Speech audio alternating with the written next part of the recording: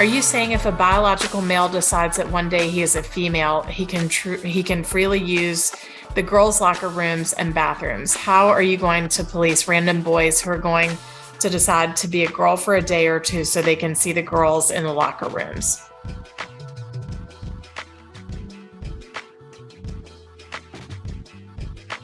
That's a pretty dynamic question.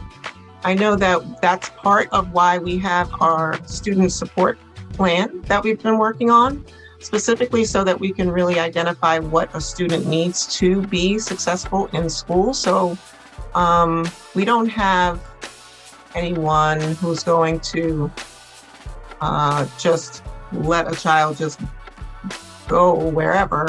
We are working on supporting and the safety of all students at all times. Not that it's unsafe to have students in bathrooms.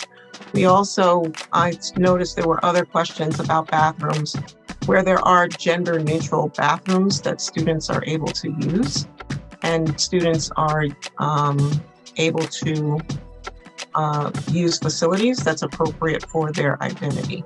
So that is something that is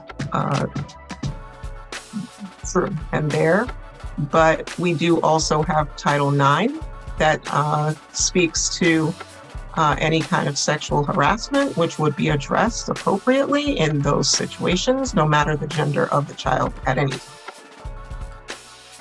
time.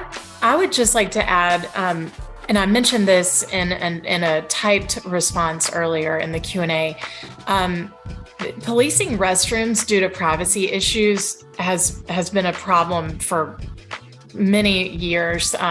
Restrooms are where students tend to go, just speaking very frankly here, to smoke cigarettes, vape. You all probably know this. Privacy is a concern in restrooms. This is one of many reasons that we are transitioning to having private facilities available to our students. I think it really merits to be said that you can't police bathrooms for the obvious reason of privacy. And I think that that's the most salient thing that should be mentioned here in this response.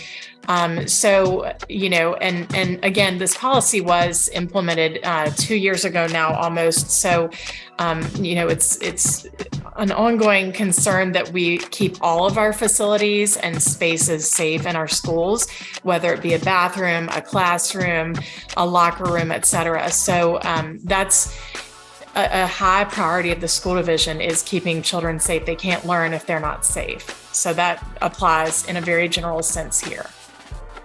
Can I jump in for a quick second? Please. I'd also just like to do some myth busting here, because there's just no evidence that that's happening. There's just no evidence that cis straight boys are pretending to be transgender for the sole purpose of entering a girl's bathroom or locker room and assaulting girls. That keeps coming up as a talking point.